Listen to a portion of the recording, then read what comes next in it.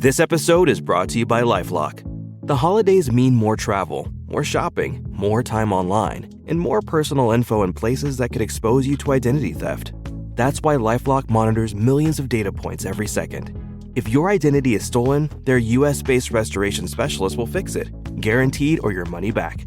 Get more holiday fun and less holiday worry with LifeLock. Save up to 40% your first year. Visit LifeLock.com/podcast. Terms apply. It's the left versus the right. In the right corner, it's James Flippin. In the left corner, it's Anthony Weiner. Live from Studio 77, it's a 77 WABC debate. So welcome to another episode of Left versus Right. Anthony Weiner on the left, James Flippin on the right. James, we didn't talk about the two big crime cases last week, and we were right to wait for a few more days because they both broke.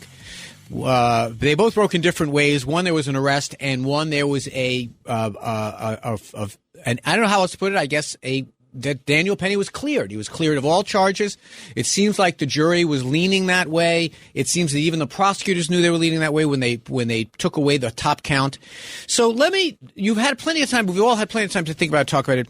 Let me ask you, as someone who I think strongly supports the jury's decision, do you understand why people who were upset at the outcome are upset? Do you understand that? I mean, why people feel the way they do? Yeah, I mean, I think that there are clear, understandable emotions surrounding a case like this, right? There's certain people who say, look, regardless of what was happening to the guy who eventually died, Jordan Neely, drug use, schizophrenia, other issues in his life, no matter what, it's a tragedy that the guy died that day on the subway platform. You know, any loss of life, but particularly somebody who had kind of fallen into the cracks of society like a guy like Jordan Neely. It's sad. But I think that the aspect of it that I don't really understand, to answer your question, is the sort of racial animus behind it, because there's still a lot of people like the Hawk Newsoms of the world and some other people on social media and podcasts and whatever that have said, there was protests after the acquittal, that this is a racially charged case. In other words, that this is an example of white privilege, or that maybe the jury got it wrong in some ways by overlooking the racial aspect. I don't think that that was ever really embraced by the people of New York City. I think that, to answer your question again, yes, there are some people who said maybe Daniel Penny could have realized, oh, this guy's limp, this guy's not a threat right now, I could let him go right now. I think some of that is Monday morning quarterbacking, considering how much emotion and adrenaline there is in being involved in a situation like that. But yeah, I do get the perspective of the other side. Yeah, I mean, look, here's the thing. You've been talking, and we've been now since we opened the show, 3 minutes have gone by. And Daniel Penny held on to Jordan Neely's neck for 6 minutes. And you say that he didn't know in the adrenaline. There were people in that famous video that we've seen dozens and dozens of times saying, let go. He's pooped himself. You're going to kill the man. And he held on for another 2 minutes thereafter. I mean, I guess the racial part is this, is that when you conjure the picture of a black man killing a white Marine who was having an incident on a train when the guy had not hit or touched anyone, was just yelling crazy things and threatening people, but hadn't touched a single soul. If you visualize a black man doing that to a white Marine and killing him on the train, you can kind of see that the reaction might be very different on the Fox Newses of the world. I don't think it would be. I don't see why it would be. I mean, again, the Fox Newses of the world are the cable networks that want to sell drama and sell racial strife and sell division. I've seen these cable networks. It's all race all the time, and it's pretty sickening.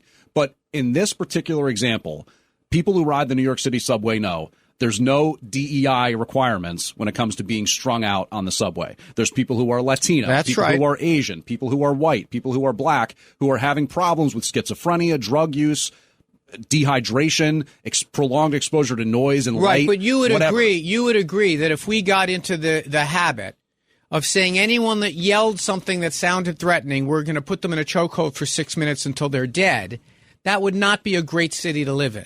That's a fair thing to say. I think that's why there was originally any sort of scrutiny or concern surrounding the situation. In other words, it wasn't just, oh, wow, there's a dead guy here on the subway. Better step over this guy, or somebody, can you push him out of the way, please? We're trying to get to work. There was originally some concern and some thought, hey, what happened here? Correct. Should there have been some? And then you had the AOCs of the world. You had these other individuals who said this was a racist lynching and all this kind of stuff. I mean, here's what the thing is that, when you have one community, the black community, who disproportionately has its members being killed by white cops, for example. It very rarely happens that a black police officer kills a white kid. And that is the history that people have lived with. And now you have this dynamic where, listen, there were people on that train who were yelling, and I'm deeply ambivalent about this because, frankly, I hope that people would act as good Samaritans and step into these types of things. So you support what Daniel Penny did? No, my view, and I've been consistent with this, and this is going to be the thing I want to close with, is the idea that I trust. By the way, it's been 5 minutes of 10 seconds that you and I have been talking, and he held on to that man. We're having a calm conversation about the situation. Correct. I'm just giving a sense of the time. You can't see it on the radio. Anthony doesn't have his arms around my neck. No, but I'm just saying that if you would have said, if we just sat here in silence for 6 minutes, you see how long that is. But putting it aside, I support the criminal justice system. I trust juries. I trust juries when they look at Daniel Penny. I trust juries when they look at Donald Trump. I don't believe every single case is perfectly contrived, but the same exact people who were saying we can't trust the Manhattan jury are now saying Manhattan juries really came through for us. I mean, let's admit it. The same exact people who are saying Manhattan juries, you can never get a fair trial, frankly, gave Daniel Penny a fair hearing. And in a tough case, the jury came up with a decision that I think that Americans have to support because, frankly, if we don't support that, then we're left with just, James Flippin Anthony Weiner having an opinion. These people were in the trial all the time. And so. Yeah, I know. I mean, look, you make some fair points, and you have before in the past about sort of the political expediency of believing that this jury's right, that jury's wrong. I do understand that.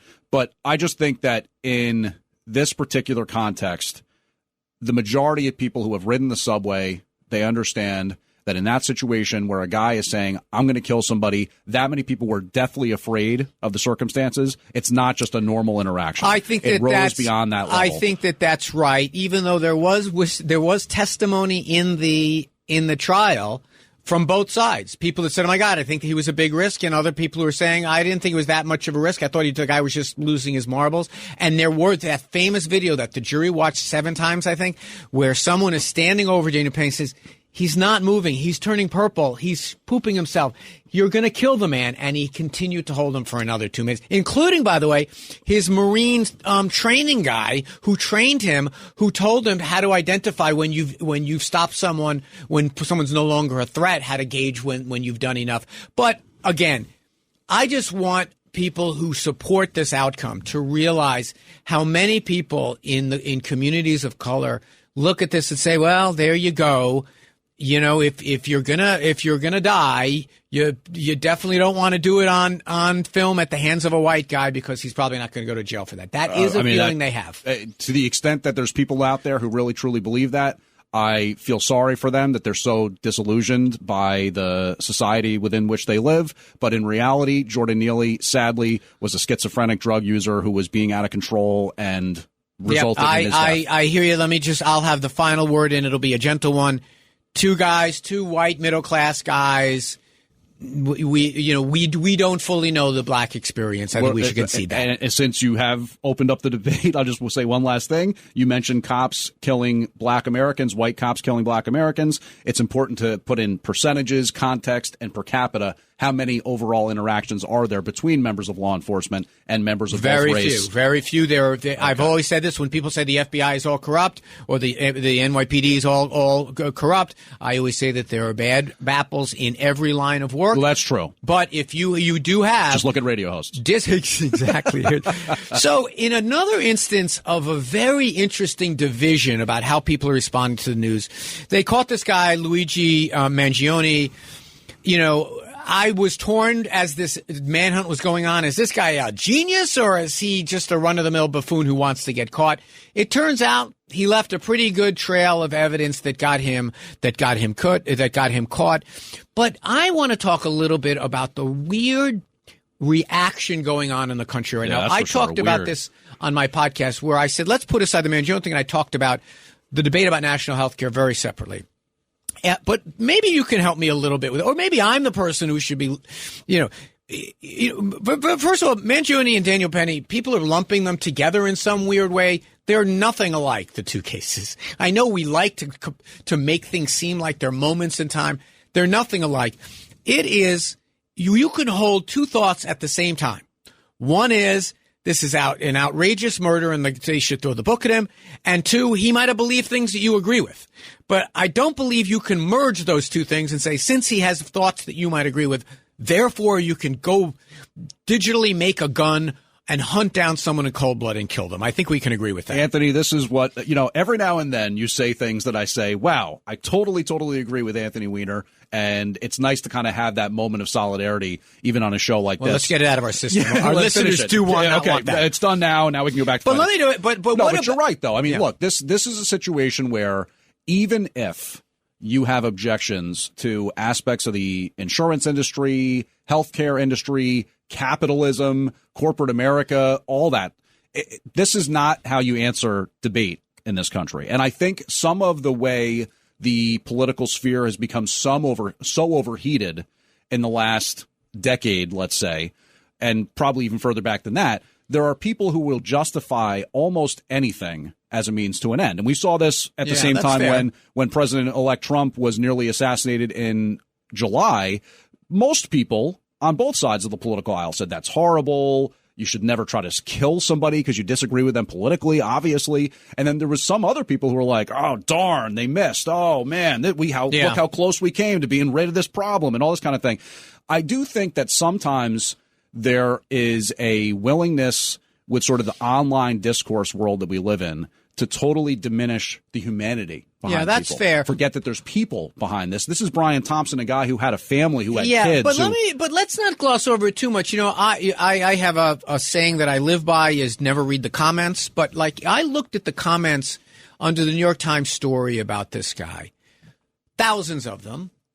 I would say 99.9 were some commentary on the healthcare industry. And it could be that, putting aside the very obvious point that you don't kill someone if you disagree with them about policy, there is something going on. There's something in the air, something in the water about people being furious at institutions right now. I think Donald Trump's success was kind of tapping into that. That's fair. We feel it about the financial system. We feel it about the education system. We feel it about just about every walk of life. And it's creeped in everywhere. There are people who believe that Thursday night football is on the take because, refs are not calling the things against Kansas City or whatnot. And I do think that we should listen to that. I don't think it's completely just crazies online. People are furious about big corporations. They're furious about the money they make. They're furious about the idea, the way we distribute healthcare in this country is not that if you're sick, you go get care and we'll figure it out. It is, I got to go check with the guy. If you go to take a job, you got to say, well, I wonder what their health insurance is. If you're hit by a bus and you have no insurance, it's not the bill fairy that pays it. It's James Flippin and Anthony Weiner that pay for it by paying for uninsured care.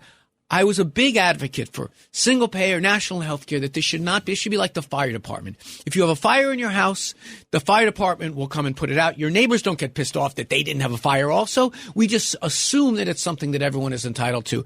And that is under the surface right now. And I don't know if people fully understand that. And this is not about Luigi Mangione.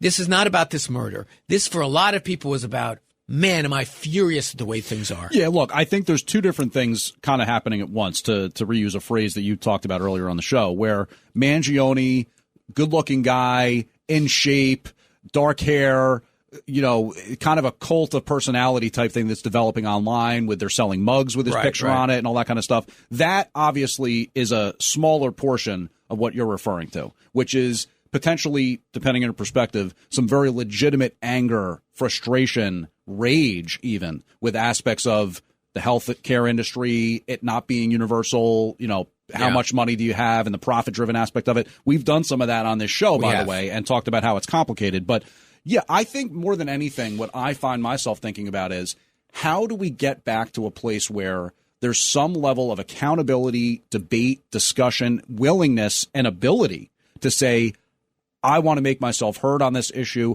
I feel like as a group and as a society, we can make ourselves heard on this outside of some guy taking a bus to Atlanta, coming up to New York, blowing this guy away in the early morning dawn hours outside of a hotel.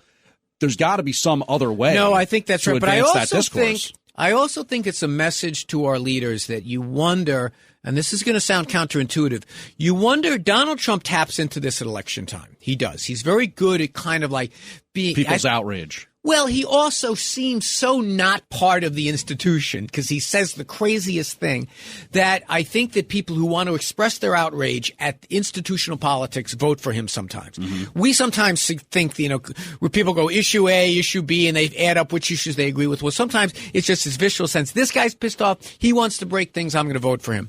You wonder if this debate about health care offers an opportunity for Trump to say, you know what, I'm not going to ask health insurance companies how to fix Obamacare. I'm going to think about maybe I go the other way and I ask Bernie Sanders.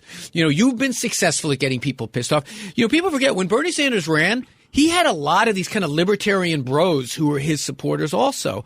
And maybe if something comes from this, it's not that Luigi by the way, I got one other thing to say, and we're coming up in a little while. We have one more item and then we have a break. People sending money to Mangione to defend himself argues to me that those people think that he should be not held responsible for murdering someone. That's nuts.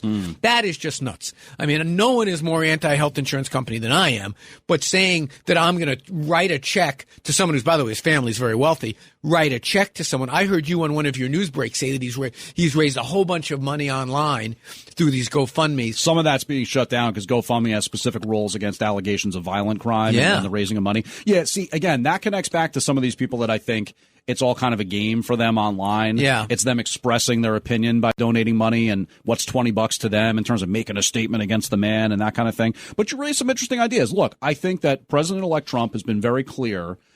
He was mocked for it, as a matter of fact, during the debate season when he said, I have concepts of a plan. I have ways I want to look at reforming Obamacare. I could have totally nuked it through the legal process last time, but I didn't.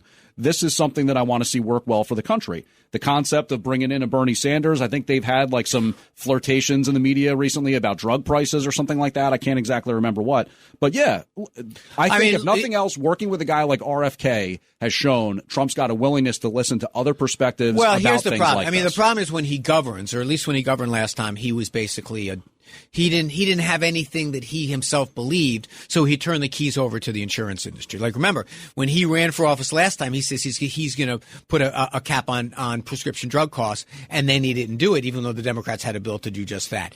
In this time, he was just asked on Meet the Press, do you still just have a concept of plan? He says, well, I'm going to help. I have a lot of health insurance people or health insurance companies I'm going to ask.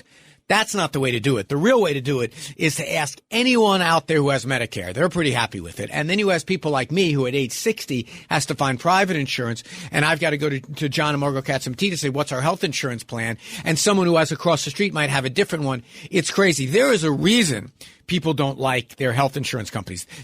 People think you don't like Obamacare. That's pretty popular because what it does is it at least puts some limits on what these health insurance companies can do. And they're pretty much out of control. Nobody likes to get on an 800 number to their insurance company. No, I mean, I don't want to get on an 800 number for my cable company, as a matter of fact. But yeah, that being said, I do think that complicated aspect of wanting to retain some of the incentive to come up with new treatments, new drugs, the innovative aspect of the healthcare industry and how that's driven through countries like the United States, something to keep in mind. But if I can be convinced and if somebody can show me a way to do single payer, I'm not I got to tell you, I'm not going to bang my head against the wall. Well, I have to tell you, people say, oh, the Canadian system or the British system. We have the benefit in this country that we have about a third of our Americans are covered by a single payer system now through the VA, through Medicare, through Medicaid, through the Indian Health Service. We don't have to go reinvent any wheels, and we see now that Medicare is negotiating for lower prices under the Inflation Adjustment Act, and it's one of the most popular things that Joe Biden has done. And so it's not all that difficult. It's not all that difficult. And if you know anyone in your life, you're way too young for this, but I'm getting closer. If you know anyone in your life that has Medicare, they like it. And if you know people who are like my age, 60, who are 5 years away from getting Medicare, I'm looking forward to that day. And we'll be right back on Left versus Right. It's the left versus the right. It's a 77 WABC debate. 77 WABC. So welcome back to Left versus Right. Anthony Weiner on your left, James Flippin on your right. Any part of this show or anything else that's on the WABC airwaves and all the great podcasts we have, get it on the Red Apple Podcast Network or anywhere where you get podcasts. Also, listen to James during the week between 11 and 3. He not only does the news cuts and is a news guy, which is straight down the middle here. We pride ourselves on doing straight down the middle news, but he also sometimes interacts with some of the hosts. You can pick his stuff up all throughout the week. And, of course, you just heard my show, The Middle. So let's get to I don't even know what bucket to put this in.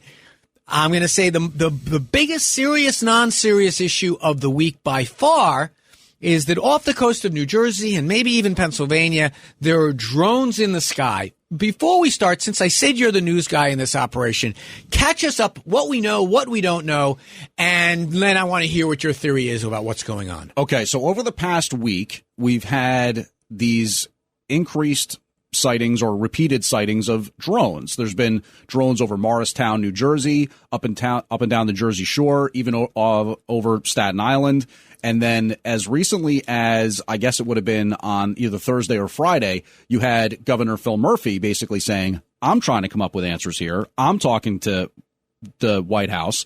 South Jersey Congressman Jeff Van Drew, former Democrat, now a Republican, basically came out and said, I believe these are Iranian drones that are coming from a mothership out in the Atlantic Ocean. Quickly, the Pentagon said that's not the case. We don't believe that's the case. There's been downplaying of the concept that this could be a military operation, a test run of some kind. These drones are bigger than sort of the hobbyist. I was going to ask, could this just be some guy in his backyard goofing with everybody? We'll get to that as a possibility. They're big, though. They're like the size of cars in some cases. And they also have fixed wings. So you might be picturing like the little boxes, the helicopter propellers. It's not that. They have they look like little planes, basically. Now, I'm sure there are among this other regular hobby drones that people are flying, and maybe that's getting confused with all this. There's also been people like John Kirby from the National Security saying these could be helicopters or planes that people are seeing. They've heard a lot about this, so it may not be as many of these drones as people have said. It's really confusing because depending on who you talk to, it's either not a big deal or it's really a big deal, and there's not a lot of official account as to what these could really be or aren't. Reminds me of the balloons that the Chinese. But even that had like more definitive nature to it, and you right? can stare at it. You also could. It was up there in the sky. The TV cameras would have it there for a while. Yeah. You kind of knew it wasn't just going to zip around all of a sudden. But I have a very kind of base level theory that this is somehow, some way going to turn out to be not anything super major. In other words, I don't know what it's going to be. Some grand promotion for the delivery service that Walmart's going to be using with drones, or potentially some sort of, I guess maybe a military test run of something like that. I have read online where there was some person, and this was not like an official account, just some random person. Just a random guy online. Yeah, please continue. I want to hear more about the random guy online. That he knows somebody who knows somebody who. But anyway, this theory was that it could be part of the Space Force and that they're running some kind of a test run and that it's very hush-hush, need-to-know basis, all that kind of stuff. So before I come up with my brilliant idea on what to do about this, why can't just when they're in the sky, you can't just see them with or do we know exactly what they look like at this point? Yeah, I mean, there's lots of footage on social media. Because I've seen light pictures of like these fuzzy, like UFO kind of things, but there are pictures where you can see exactly. And some of them you can clearly see. Like I said, the fixed wing, it basically looks like a jet plane, like a little mini plane. Interesting. And are these things violating any law? So I know that there's been instances where, and most recently I think it was on Friday, where Naval Station Earl, which is in Colts Neck, New Jersey, said they've had multiple instances of these drones sort of violating their airspace, which is not allowed from what I gather. And then Tuesday, Wednesday, the FAA came out and said that they were beefing up their restrictions, updating their restrictions because of the spot they were cited in on Staten Island. So as far as breaking laws, that's a question I don't know how to answer. But regulations, maybe. Someone should shoot one of these bad boys down. You know, Connecticut Senator Richard Blumenthal came out and suggested just that on Friday. And our 77 WABC colleague Curtis Sliwa has been having a lot of fun with the shotgun noises. You know you're having a bad day when someone says, yeah, Curtis already suggested that. But it does seem to be – I'm kind of with you in that, first of all, these drones are everywhere. The thing that's kind of puzzling to me is this is a little factoid that I know, that between all of our major airports, 10% of all of the air traffic in the world at any one time is over our head here because we have so many planes coming in and out. And also, we are a highway in the sky going north and south and going across to Europe. What percentage did you say? 10% of all of the airline traffic in the world. That's fascinating. I never knew that. Because of where we sit. There are these highways in the sky. The FAA doesn't let people just randomly go. They go along. That's why at night, if you're sitting, if you're sitting at Chase State, listen to me, at Citi Field, you'll see them come in at a regular thing. Now, that's getting close to landing, but that's true over Manhattan, too, going up and around. So long story short, I am surprised that there isn't a concern, just like, we go to great effort to make sure there aren't birds flying into engines. I'm surprised they just let these guys up there. I say you shoot one of these bad boys down. Yeah, we just had one of those bird strikes on Friday, actually, at LaGuardia.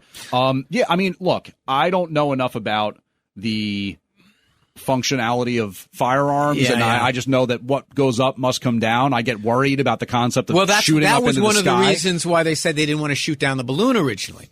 Right. That's right. They said they didn't know where the thing was going to land. The debris is going to come down. No, that was a very convenient excuse for the Biden White House. I'm saying, fine, let it fall on someone's head. What's the big deal? So long as the mystery is solved. I'll say that it does seem as though at some point maybe somebody's going to take that into their own hands. I don't know if it'll be a amateur or a professional. Yeah, I mean, whoever it'll be, like, that discovers the first one will get somewhere. This will be one of those issues, like, when we look back a year from now, we'll be like, wasn't there something about drones in the sky? Yeah, it's one so of those you're actually issues. predicting that it's not going to get answered. Like, we'll never really know. No, I think we will. I just think it'll be like But maybe we won't. It'll be like the Chinese balloons that we talk about obsessively for like 4 days, and then we completely forget it after that. Yeah. So let's go to something that has not been 4 days, but 40 years in the making. And it is really dramatic without, we've been paying a lot of attention to the elections, but now the government of Bashir al-Assad, the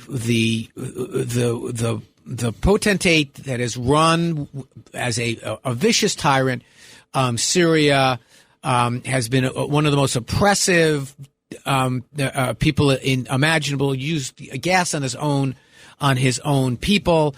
Has been engaged in a low-grade civil war since 2011. Suddenly, over the course of days, has been routed. Bashir Assad had to leave town. The rebels, this coalition of rebels that supported by the Turks, supported by former members of Al-Qaeda, supported by elements they think maybe even of ISIS. But overnight now, Syria is no longer an agent of the Russians, no longer an agent of Iran. And we have seen in quick succession the disembowelment of Hamas, the decapitation of Hezbollah. Now Assad has fallen. Iran seems to be as weak as they've ever been, and Russia is obviously distracted. So here's the setup. Is this good news? It seems to be in the short term nothing but good news, but is there a vacuum that's going to be created now that who knows what goes in? What do you think? Yeah, well, I think that your final kind of landing point there is very, very prescient because having lived through Iraq, having lived through Afghanistan, you go back far enough in terms of U.S. foreign policy and you talk about Vietnam, any of these particular situations that do represent that kind of power vacuum are dangerous to a major world power like the United States. And unfortunately, at least in my estimation, the United States is kind of involved here, right? Because there's also that Kurdish group that's sort of involved in the whole mix, and I find it hard to keep. They're more agents of Turkey. I mean, we have some. But I thought the Kurdish group was also being funded by the United States. Well, we have generally supported. I need a card here. No, we have generally supported the Kurds in as much as we sought to protect them in Iraq, and they were helpful to us in Iraq, to whatever that means. Right. And we have a weird relationship with Turkey. They're a NATO member, but they're the only Muslim state that is and they are playing their own game. I mean, look, there is no doubt about it. There has been a Cold War that's going on in the Middle East, that we are clearly on the side of Israel. Russia has clearly been on the side of Iran and of Syria. Okay. Well, our side has prevailed in that. Well, a lot of blood was spilled on October 7th, obviously. Right. Yeah. But all the bad guys have been decapitated. It's interesting. Immediately after this all went down, the IDF went into Syria and just blew up all their military hardware. So whoever came in wasn't going to have any military hardware. But let me ask you this question. This might be an interesting moment for Donald Trump. He's entering a much more complicated world than he left in 2020. Do you think he should engage in talks with whoever these new forces are in Syria? I mean, honestly, I think that, and people who have listened to this show or people who listen to me elsewhere probably know I tend to be fairly isolationist when it comes to my desires for foreign policy. I would love to see the United States stay completely out of this whole situation, steer clear of it. I think that it's a mess. Any way you shake it, it's going to be difficult to get involved and have it be any level of a success for U.S. interests. So I really would prefer to see the United States kind of stay out of it. But I know they're already sort of involved, like I said, funding some of these Kurdish groups or helping them protect themselves. So it is kind of an interesting song and dance with the whole Middle East and all the foreign wars that are going on right now. What's Trump going to do? He showed an unwillingness to get into foreign wars the first time around. Right, but didn't really have to do as much to put out those but the fires. other side of that coin is he met with a tyrant in North Korea. True. He was pals with Putin. Part of his argument is I'll talk. I wouldn't say he's pals with Putin. Well, I mean they're anyway. We don't buddies. have to. One of the argument he makes is that we won't have wars because I'm very persuasive and I'll do the art of the deal and I'll talk to anybody. And there was an element of that approach that is compelling. All right. My beef always was, well, what did you get out of it? You had this relationship with Putin, and he still tried to interfere in our elections. You had this relationship in North Korea. With several Facebook ads, but yeah, okay. Well, his administration disagrees with that. Trump's administration disagrees with that. And you had the conversations with the premier of North Korea, and his nuclear program is doubled because we basically, he figured, all right, I've got carte blanche. But look, my general view is if you want to stop Iran from developing a nuclear weapon, you either have the nuclear arms deal or you hope and pray or you blow them up, right? He seems to be, I'll talk to these people. I'm not opposed to that. Let's see, but it can't just be, they can't just, up to now, foreign leaders have played Trump. Let's see if Trump actually can solve some of these problems. I'm open to the idea. It's complicated, right? Because if you only talk to nice people, you don't talk to anyone in the Middle East except Israel. Yeah, I mean, look, I think that it only makes sense for the White House to have a dialogue with Tehran and to be discussing with the mullahs there in Iran, hope for some sort of ceasefire and protracted peace agreement. Obviously, I'm in favor of that. I certainly don't agree that, Trump had his lunch taken by foreign leaders in the past or was taken advantage of or whatever it was you said. I mean, I don't know. He failed in the trade war with China. We had a higher trade deficit when he left than when he came in. He had these talks with Putin, and it's hard. You can show me something that Putin that in any way slowed Putin down from the things he was doing. He had the meeting. Well, he didn't launch any invasions while Trump was in the White House. Well, arguably he did. He tried to invade the United States of America. And he was supporting Hezbollah. You say with that election stuff? It was with that's the a little election. hyperbolic, isn't it, Anthony? Well, I mean, all I'm doing is quoting from the reports of the Trump administration intelligence about how they tried in 2016 and were doing again in 2020, trying to choose the president of our country. That's basically a soft coup. I mean, it's a shame. Putin endorsed Kamala, but it just didn't get the job done for her. Yeah, totally. But I listen. We'll see. It's a much more common. I did a podcast a couple of weeks ago, The Middle Unplugged, where I talked about how much more complicated the world is than when when Donald Trump. Like, for example, she 4 years ago might have been open to some kind of economic competition. Now they're another country that's attacking us with technology. The Middle East is very complicated to figure out now, like who do you talk to and who you don't. But I'll tell you this. We'll see if Xi comes to the inauguration. That would be pretty wild. That would be pretty wild. You know, it's funny when that leaked out and for our listeners, I think that there's a rumor that Trump invited him, although it's not been confirmed. It would be pretty wild. Yeah. When other countries do their inaugurals, they do invite other countries to come represent. So maybe we'll see how it goes. All right, we have a couple of minutes. This one might spill over till after the break. January 6th. There was this report that came out that the FBI had informants in the crowd on the day of the January 6th insurrection.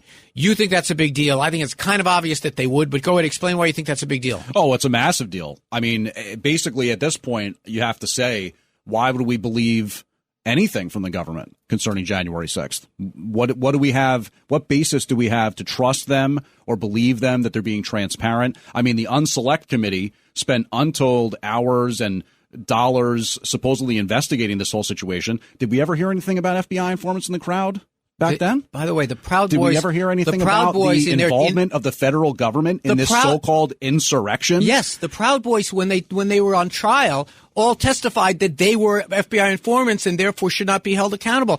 FBI hasn't... Where do you think the FBI informants are? They're in every scumbag group in America. They have informants. And when you have a collection of scumbags supporting a cult leader, of course they're going to be there. It's not like they're FBI informants. Statement. Of course, every backward white nationalist group in America so let me ask you, has FBI informants in it. I would not be surprised. Let me ask you, if the big bad FBI, if the amazing FBI had all these informants in place ahead of time, how could they not stop an insurrection against the sanctity of the United States? Because no one was expecting a president of the United States. Not very good informants, then. We're not getting our dollars worth when we pay these informants, I guess. I don't think the president of the United States was one of those informants, and we'll be right back. It's the left versus the right. It's a 77 WABC debate. 77 WABC. It's the left versus the right. From Studio 77, it's a 77 WABC debate. 77 WABC. So welcome back to Left versus Right. Anthony Weiner on your left and James Flippin on the right.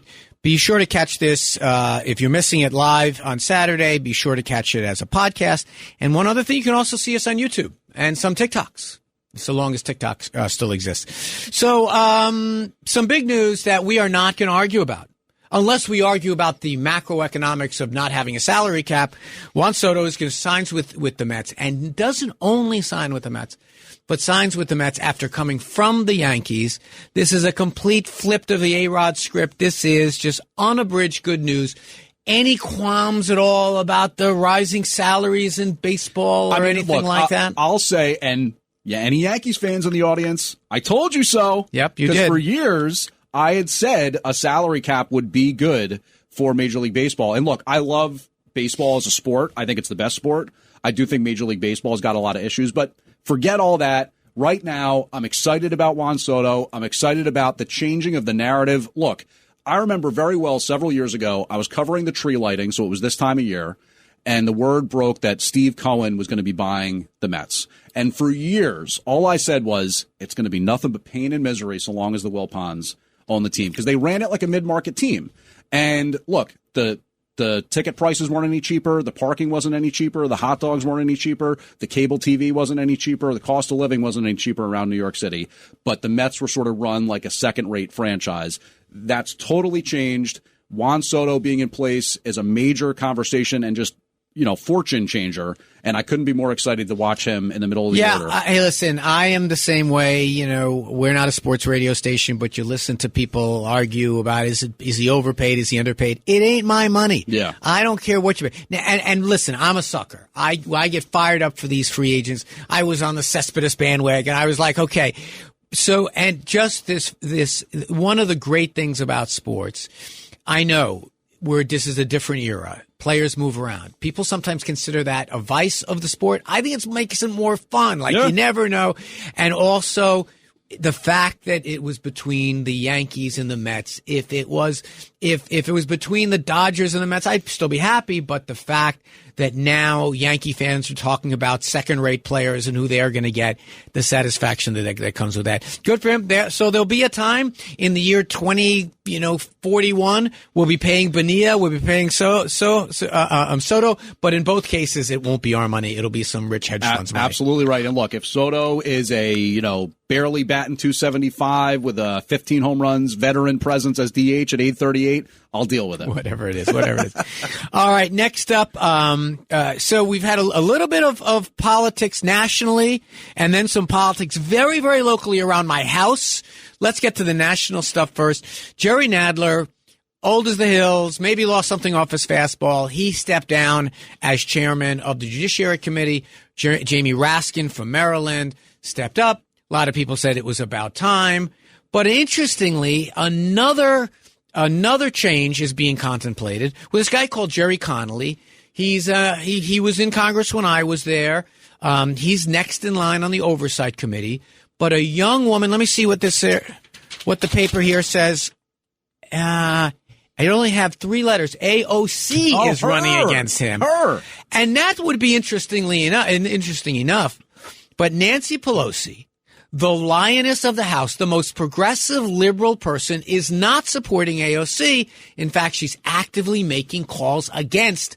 We finally get to see the battle we've been wanting, the catfight we've been wanting, AOC versus Nancy Pelosi. And what do you, as someone who says both those names as you snarl through the news, what do you think is going on here? Look, I think that you saw AOC kind of after the election, in the immediate aftermath. She had an Instagram live or a TikTok live, and my husband actually showed it to me, and he said, wow, I think this is pretty cool. She's actually soliciting feedback from people as to why they voted for Trump or why they didn't want to vote for Harris. And I think AOC, leaving aside any flaws, has shown some of that populist nature, some willingness to kind of maybe come to some level of understanding with people on the other side to try to reach a compromise or things that are good for the country and good for its citizens. I don't want to go too far. She's still definitely a darling of the left in her own way.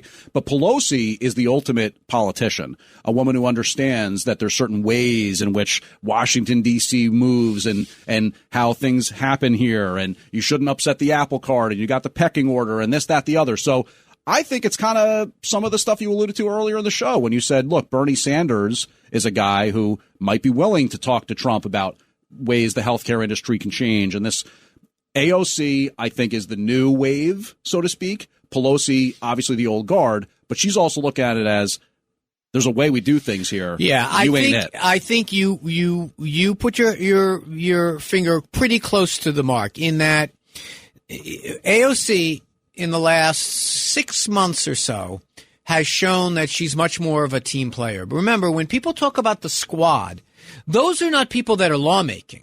Those are people that are throwing sand in the gears for the Democrats. Mm-hmm. They're not really, the Republicans like them as a boogeyman, but really they've been acting out against the mainstream Democratic Party within the House of Representatives.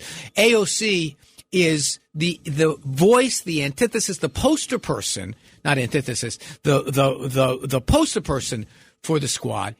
They get under Nancy's skin all the time. So this is an institutionalist versus outsider. People think that it's partisan or that it's ideological. They're both I doubt there's a difference they have on any vote. But Pelosi does not want these outsider types being rewarded for kind of being against Pelosi all those years. So I think and Jerry Connolly is much more of a loyal soldier. By the way, Nancy Pelosi, Mike Johnson should go to town on just studying Nancy Pelosi's leadership, because she was able to do, with a very, very tiny margin in the House of Representatives, she was able to get stuff done because she kind of knew how every member's head ticked. She didn't have any of the problems that Mike Johnson has, and I think she's going to go down as one of the greatest speakers ever. She's not the speaker anymore, but clearly she's still trying to exert influence. And Mike Johnson may also benefit from studying her investing habits as well. He might want to look into her extensive portfolio. Yep. I know you are not a capitalist. I am, so I support people investing in companies and making money doing so. All right, the last one here is one you wrote down. I don't know if it's to give me a hard time. What do you wrote down here, run, Weiner, run, question mark, exclamation mark, question mark, exclamation mark. Is that that's about my potential run for city council? Actually, I thought maybe you were going to participate in the upcoming New York City Marathon. No. Yeah. Obviously, there's been a lot of speculation. You're putting some ducks in a row because you're thinking about potentially ruminating over. Yes, chewing it over, this concept of running for the city council. And look, well established that you'll have your own kind of challenges in going through that process. By the way, no one described me as disgraced in a news story on my own station. But let's not spend too much time on that. That was a printing error, and we've been through that. By the way, when people describe me as disgraced, some people are willing to give me grace and some people are not, so they can call me disgraced if they want, but a lot of people are being very kind. But go ahead. I just want to say that in terms of potentially being involved with the New York City Council, I would encourage you to reject the norm. Yeah. Get rid of the woke. Get rid of the everything can be solved with a government program and agency approach. Let's look at it from a little bit more of a centrist perspective. So you say everything can't be phoned. Everything you learned here at 77 WABC. Let's get it into the halls of City Hall. Well, it's interesting that you say there's not a government solution to these things. So you want to defund the police? Well, police, law and order. That you like. That's something that's that an agency you like. We need that within the government. Do you like people that travel with EMTs, and if they come across an emotionally disturbed homeless person, they take them in and get them off the street? You're talking about the forcibly removing, like the emotionally disturbed persons or whatever. Listen. Here's the only point that I would make is, look, I think, all kidding aside, I'm a Democrat. I would bite my arm off before I voted for Republican. The problems we have in our city right now, we have a Democratic governor, a Democratic legislature, a Democratic city council, a Democratic mayor. We as Democrats can't stand up for election 2025 and blame Donald Trump for everything. We can't blame the legislation fairy for doing these things. These are our laws. We screwed up the pot laws. We took away the authority from the police to crack down. We created all these illegal pot shops. We created these laws that have scaffoldings over everyone's head all throughout Manhattan. We created the laws that said, all right, lower the age that you'll send people to prison. So we took 18-year-olds and put them in juvie halls with 13-year-olds where they're committing violence. Yeah. We've got to fix these things. That's a good point. And when I hear my fellow Democrats say, oh, it's Donald Trump, or, oh, it's conservatives, or, oh, it's Republicans, you can make that argument in Washington. You can't make it here. It's us. You want to see the problem with Democrats? And so what's the answer? The answer is to come up with real solutions to these problems. And if someone comes, like I got a guy who's an assemblyman running in this race, he better have an explanation for why he deserves a promotion. Because a lot of these problems, and here we are in Manhattan, okay? We've got all the problems we have with congestion. Let's open casinos in Manhattan. I mean, when we have spaces in Queens, you have spaces in Brooklyn, you have people in Long Island who want. I just think that we have to be a lot more creative. I put out a book of ideas, 25 ideas for the year 2025. I'm thinking about this, but one thing I'm doing is I'm going out and talking to citizens. And when I go out and talk to them, people say to me, Anthony, is anyone asking you about your scandal? Some people might be thinking about it, but I am convinced that voters want it to be about them, not the politicians. Yeah. They want to get the sense that, you know what, if there's crime, look, I'll give you another one of my suggestions. I said we should hire more cops, but get them out of their cars. Get them walking on the beats. Get them taking a bike on their beat. I don't want one guy cruising through the neighborhood where there's no connection. They can't really ever get to know anybody. Mm-hmm. And sure, you might want to have outside a synagogue or you might want to have a fixed post, okay? But for the most part, back in the days when you and I were kids, they used to have the beat cop who would walk around. Does that make me some whatever? I'm a Democrat, but I'm also someone who lives in the city and I want to see it safer. So that's a little bit of the riff. I think that that's a really healthy perspective. And when it comes to blaming the Democrats for a lot of the problems we have in New York City, I firmly agree. Well, I mean, look, you want to be a partisan. I'm on left. We're going to have to change this. We're going to have to change this. The last hour we had a show called The Middle. We'll change this to left versus middle. Look, my point is there's this cliche that, there's no conservative or Democratic or Republican or Democratic way to collect the garbage. And it gets to the idea that where the rubber hits the road here in the municipal place, that people just want to show that you're solving problems. No, you're right. And I went to a candidates forum on Thursday night with the other candidates in this race. And they're doing the same catchphrases about, we've got to form a coalition. We've got to dig deep and think hard and everything else. When I stand up and I say, listen, we got to hire more cops. If you want to be safe, we got to hire more cops. Do you want to argue about how we discipline them, how we deploy them, how we train them? I'm there for that. Mm-hmm. But if you want less crime, one of the things you've got to do is arrest the bad guys. Yeah. And by the way, you don't want shoplifting? Well, right now it's Rikers, or we let them go with a desk appearance ticket. When I was in the city council years ago, we had something called Weiner's Cleaners. We said to the courts, if you give us these low-level property crime people, we'll put them to work cleaning graffiti in our neighborhood. And so it's not like these ideas are unsolvable. Yeah. But unless we grab the voters by the lapels, I don't think they're going to get solved. So there it is. Yeah, I'm kind of trying out my stuff as we talk. Look, I think that the more that you can embrace policies that aim themselves at direct problems that exist here in New York City, as opposed to just kind of like playing to the crowd with the hypothetical and the talking points, I'm all for that. I agree. And I think, we had a very concrete talk about Daniel Penny earlier. There's no progressive on earth who thinks getting on the subway right now with an emotionally disturbed person is a pleasurable experience. Mm-hmm. And if we just start our thinking was, okay, how do we get that person out of the subway? That's what we want to do. Then we can start thinking of the solutions. What is the care we want to provide them? Where should we provide? But if we believe that, oh no, everything is fine, or there's nothing we can do, then you're going to lose a lot of voters. And I'll tell you, James, we talked about it last week. 500,000 fewer Democrats voted in 2024. And you know what? The thing that you say that's so interesting and makes a lot of sense to me is let's get away from this like all or nothing approach. Either there's one solution or there's no solution. Either you can figure this whole thing out with the homeless and drug use and how to house them, how to treat them. Is it voluntary? Is it involuntary? Just get them out of the subway. 100%. That's a good starting step. That's right. To me, a lot of the mistake we make as we wrap up here is we share the idea that this homeless person we walk by every day, that we even know their name because they're out there every single day, that if our objective is to get that person off that street, get off our shared space and get them care, then we can deconstruct a solution. Except if the first thing we think is, who are you going to antagonize? What group is going to sue us and whatever it is? If we think about the problems the right way, the voters will reward us. I don't know if I run, but if I do, I'm going to make people answer these questions, and I'm going to offer them a choice of someone who's really going to try to solve these problems. And if I get elected, I'll be the tallest pygmy in the city council. I don't know what the city council needs some help. They do. And by the way, James, you live in New Jersey? I do. You should be next.